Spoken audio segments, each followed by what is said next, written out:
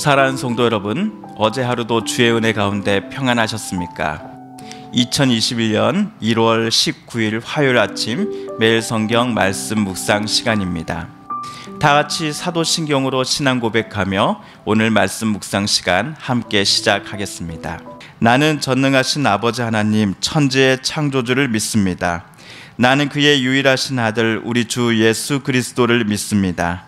그는 성령으로 잉태되어 동정녀 마리아에게서 나시고 본디오 빌라도에게 고난을 받아 십자가에 못 박혀 죽으시고 장사된 지 사흘 만에 죽은 자 가운데서 다시 살아나셨으며 하늘에 오르시어 전능하신 아버지 하나님 우편에 앉아 계시다가 거기로부터 살아있는 자와 죽은 자를 심판하러 오십니다. 나는 성령을 믿으며 거룩한 공교회와 성도의 교제와 죄를 용서받는 것과 몸의 부활과 영생을 믿습니다. 아멘. 오늘 우리가 함께 읽을 기록된 하나님 말씀은 창세기 제39장 19절에서 40장 11절까지의 말씀입니다. 창세기 제39장 19절에서 40장 11절까지의 말씀 우리 함께 읽고 묵상하겠습니다. 그의 주인이 자기 아내가 자기에게 이르기를 당신의 종이 내게 이같이 행하였다 하는 말을 듣고 심히 노한지라. 이에 요셉의 주인이 그를 잡아 옥에 가두니 그 옥은 왕의 제수를 가두는 곳이었더라. 요셉이 옥에 갇혔으나 여호와께서 요셉과 함께 하시고 그에게 인자를 더하사 간수장에게 은혜를 받게 하시매 간수장의 옥중 제수를 다 요셉의 손에 맡김으로 그 재반 사물을 요셉이 처리하고 간수장은 그의 손에 맡긴 것을 무엇이든지 살펴보지 아니하였으니 이는 여호와께서 요셉과 함께 하심이라. 여호와께서 그를 범사에 형통하게 하셨더라. 그 후에 애굽 왕의 술 맡은 자와 떡 굽는 자가 그들의 주인 애굽 왕에게 범죄한지라. 바로가 그 두 관원장 곧 술 맡은 관원장과 떡 굽는 관원장에게 노하여 그들을 친위 대장의 집 안에 있는 옥에 가두니 곧 요셉이 갇힌 곳이라. 친위 대장이 요셉에게 그들을 수종들게 하며 요셉이 그들을 섬겼더라. 그들이 갇힌 지 여러 날이라. 옥에 갇힌 애굽 왕의 술 맡은 자와 떡 굽는 자가 두 사람이 하룻밤에 꿈을 꾸니 각기 그 내용이 다르더라. 아침에 요셉이 들어가 보니 그들에게 근심의 빛이 있는지라. 요셉이 그 주인의 집에 자기와 함께 갇힌 바로의 신하들에게 묻되 어찌하여 오늘 당신들의 얼굴에 근심의 빛이 있나이까? 그들이 그에게 이르되 우리가 꿈을 꾸었으나 이를 해석할 자가 없도다. 요셉이 그들에게 이르되 해석은 하나님께 있지 아니하니이까 청하건대 내게 이르소서. 술 맡은 관원장이 그의 꿈을 요셉에게 말하여 이르되 내가 꿈에 보니 내 앞에 포도나무가 있는데 그 나무에 새 가지가 있고 싹이 나서 꽃이 피고 포도송이가 익었고 내 손에 바로의 잔이 있기로 내가 포도를 짜서 그 즙을 바로의 잔에 짜서 그 잔을 바로의 손에 들였노라. 아멘. 요셉은 형님들의 시기와 질투, 특별히 넷째 형 유다의 부추김 때문에 노예로 팔려서 이집트 외국 땅까지 끌려오게 되었습니다. 지난주 읽은 39장에서 히브리 사람 요셉은 애굽 보디발이라고 하는 사람의 집 노예가 되었지요. 보디발은 애굽 왕 파라오의 경호대장이었습니다. 요셉과 같은 사연이 있다 보면 많은 경우 당사자는 형들에 대한 미움 때문에 복수심으로 불타오르곤 합니다. 많은 경우 과거의 그때를 날마다 하루도 빠짐없이 복귀합니다. 그리고 어떻게 하면 그때 그 일을 그 사람에게 복수할 수 있을까라고 생각하면서 하루하루를 살아갈 때가 많곤 합니다. 그런데 우리가 지난주 읽은 이 성경에서 보디발의 종으로 일하게 된 요셉은 아픈 과거가 전혀 없는 사람처럼 행동하고 있었습니다. 게다가 요셉이 자기 집에 들어온 뒤부터 보디발의 집에 여러 면에서 좋은 일들만이 생겨났지요. 그를 값주고 산 집주인 보디발은 요셉을 보고 있노라면 여호와 하나님께서 요셉과 늘 함께하고 계시며 여호와께서 그를 형통하게 만들고 계신다라는 사실을 보디발도 느낄 수 있었습니다. 그야말로 요셉은 하나님께서 주신 복들을 다른 사람들에게, 주변 이들에게 흘러넘치게 만드는 하나님과 사람 모두의 복덩이였던 것이죠. 그래서 보디발은 자기 집과 그의 모든 소유물들을 요셉에게 다 위탁하여 관리하게 하였습니다. 단 하나, 요셉에게 보디발이 맡기지 않은 대상이 하나 있었으니 바로 보디발의 아내였습니다. 당시 요셉은 용모가 빼어나고 아름다운 청년이었습니다. 보디발의 아내는 수없이 요셉을 유혹했습니다. 남편이 없을 때 유혹의 정도는 심했습니다.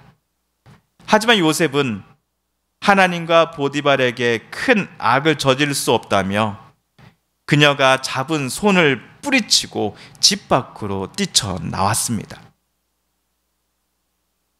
그럼에도 보디발의 아내는 자기 남편에게 정반대로 얘기했습니다. 히브리 노예 중에 저 요셉이 아무도 없을 때에 당신의 아내인 나를 농락하려고 달려들었습니다 라고 말이지요. 거짓말입니다. 하지만 안타깝게도 이번 경우 보디발은 아내의 말이 진실이다라고 믿어줬습니다.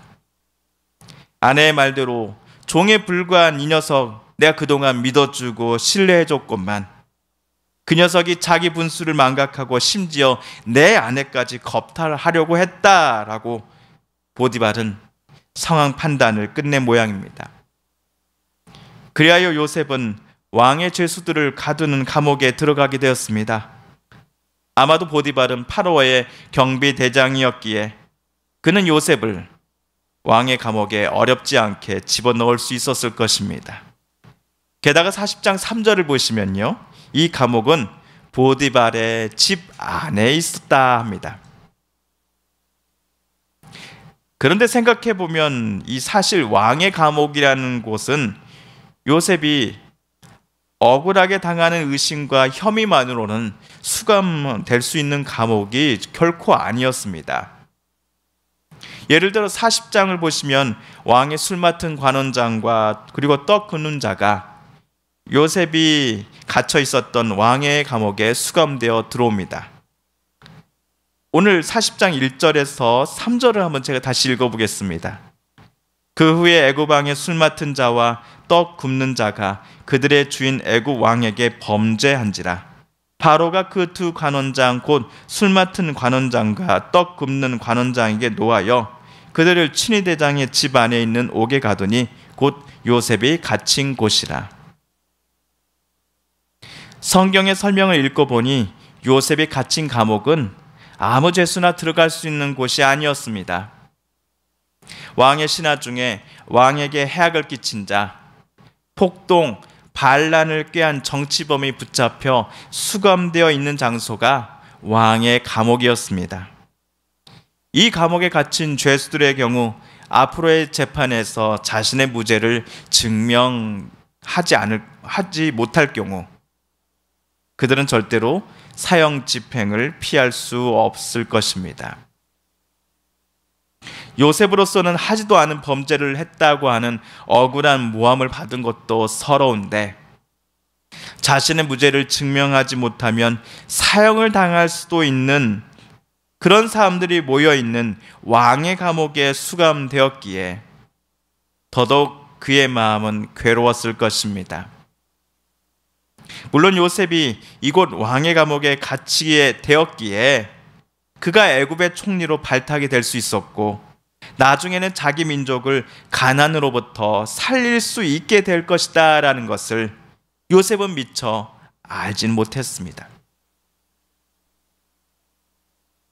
만약 제가 지금 요셉의 입장이었다고 한다면 또다시 과거의 그 일을 떠올렸을지도 모르겠습니다.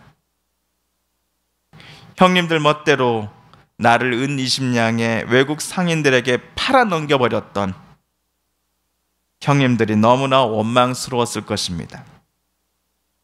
형들만 아니었다 한다면, 특히 넷째 형 유다가 엉뚱한 말만 하지 않았다고 한다면 내가 이집트에 올 일도, 게다가 왕의 감옥에 갇힐 일도 없었을 텐데 하며 다시금 형들을 떠올리며 온갖 욕설로써 미운 마음을 토로하고 있지는 않았을까요?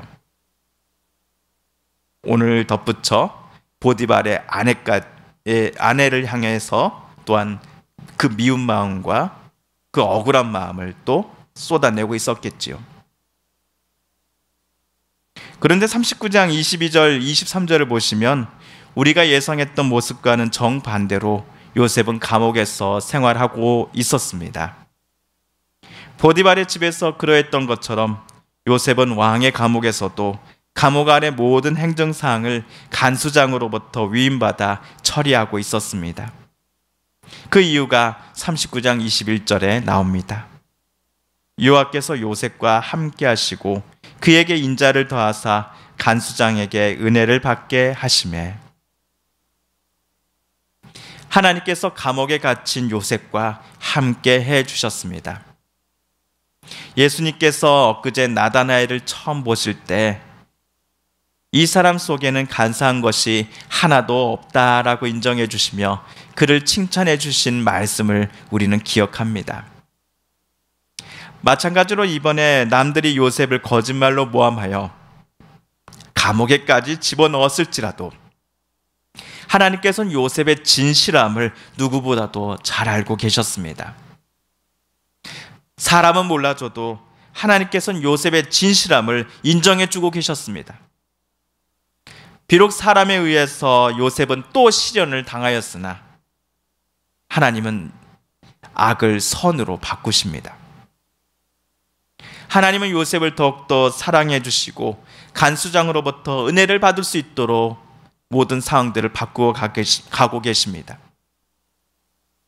그러다 보니 요셉은 죄수로서 이곳 왕의 감옥에 잡혀온 것이 아니라 간수장을 보조하기 위한 행정 직원 같은 역할을 지금 하고 있다라는 느낌을 우리는 받고 있습니다. 한편 요셉이 갇힌 감옥에 나중에 수감된 왕의 술 맡은 관원장 또 떡 굽는 관원장이 같은 날 각기 다른 꿈을 꾸게 되었습니다. 다음날 아침 이들의 얼굴에 근심이 가득함을 요셉은 보았습니다. 요셉은 꿈을 해석하는 분은 하나님이시니 어떤 꿈을 꾸었는지만 우선 자기에게 말을 해달라고 요청을 합니다. 자, 이에 술 맡은 관원장이 먼저 무거운 입을 열었습니다. 그의 꿈에는 포도나무가 등장했습니다. 새 가지가 있고 싹이 나고 꽃이 피고 포도송이가 잘 익어갔습니다. 꿈에서 그는 잘 익은 포도를 몇 송이 따서는 그 즙을 짜가지고 바로의 잔에 담아 파로에게 그 잔을 갖다 바쳤습니다. 그렇다면 요셉은 파로의 술 담당 관원장이 말해준 오늘 이 꿈 이야기를 듣고서 어떤 해석을 해주었을까요?